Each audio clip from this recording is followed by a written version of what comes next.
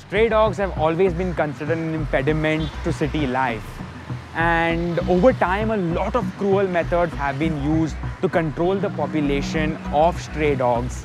In Goa itself, dogs were killed, shot by paid bounty hunters, which the government paid certain amount of money to kill dogs in cold blood. In 1995, an organization was formed which helped ban this practice. This organization was called People for Animals Goa. And till today, this organization works for welfare and protection of the stray animals of the state. People for Animals, or PFA, is a non-governmental animal welfare organization which works all over India. PFA has constructed 3 animal shelters in Goa, the first being in Panjim, second at Ponda, and the third in Vasco. The Vasco shelter is located in Mormugao Taluka and operates as the Mormugao Municipal Council's animal shelter. Here at PFA Vasco, we are focused on sterilizations. We are doing sterilizations for Vasco City. We have an MOU with municipality. So throughout the day, we are doing sterilizations. Besides that, other doctor attends to other issues, cases, private illnesses, diseased dogs. Then there are a lot of distemper dogs which we keep far away. We not keep them here. They are kept in a separate enclosure.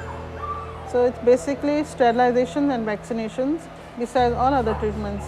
We treat maggot wounds, amputations, accident cases, road accident. Almost every evening our staff Santosh is on the road rescuing some dog or some attending to our injured cattle on the street. PFA Goa was set up nearly 2 decades ago. It is among the first animal welfare organizations to be established in Goa. Till date, PFA Vasco has sterilized more than 52,000 dogs, has vaccinated more than 60,000 pets, and has rescued countless other animals. We'll be working with stray animals from morning to evening. Normal day at the shelter starts off with daily rounds. We go around the whole shelter. We have different sections inside the shelter, ranging from the stray animals to owned animals to sterilization area where we do our sterilizations. So we start from the sterilization area because we need to monitor all the dogs and cats that have been brought to the shelter. We start with the dressing and medication, injections, whatever needs to be done. Once that is done, we move to the normal section wherein we have all the animals with either fractures, accident cases, skin cases, and other animals that are not eating properly. We tend to all of those, go with the medication. We have a team of other doctors also, helpers, assistants. We go around the whole shelter, giving medication, proper injections, whatever antibiotics need to be done. After that, we move to the puppy area or the kitten area. We feed them. We have caretakers that feed them, starting from the normal puppy food to the normal whatever is required for them. Once all of it is done, then we move to the normal OPD, which begins at 10 a.m. in the morning. And we have all sorts of cases coming in, right from the owner cases to stray animals, because our shelter is on the highway. So a lot of cases come in with accident prone. We are in an accident prone area, so we have a lot of cases coming for accidents. We attend to all of it. PFA sterilizes on average 200 dogs per month at both its present animal shelters and has covered around 35,000 stray dogs under the ABC program. For an owned animal, there is somebody to care for them. There is somebody to look after them. But we tend to forget about stray animals. They are the ones with nobody to look after them. So they need an organization wherein they are treated, taken care of, and attended to. And that's why organizations like these, like PFA and all the other NGOs that work for the stray animals, is very important, because had they not been there, there wouldn't be anybody to look after the stray animals. And we know that we are treating somebody who can't speak for himself or herself. And that in itself is way more important than any validation from a human being.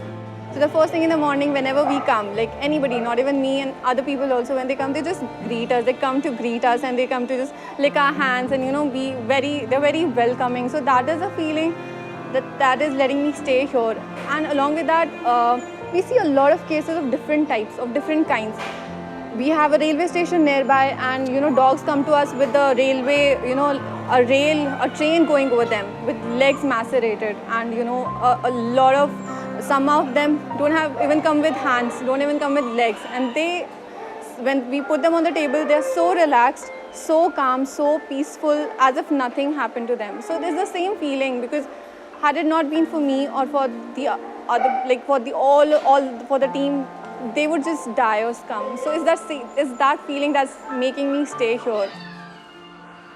PFA attends to emergency cases of animals injured in road accidents, fallen in wells, or trapped and requiring immediate medical attention.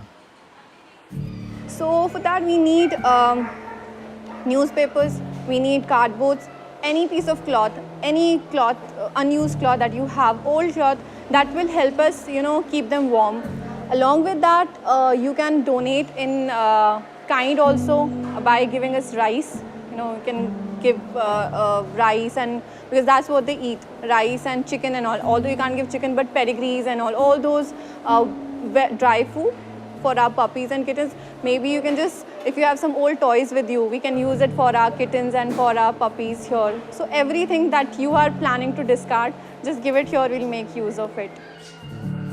Mahatma Gandhi has rightly said, the greatness of a nation can be judged by the way its animals are treated.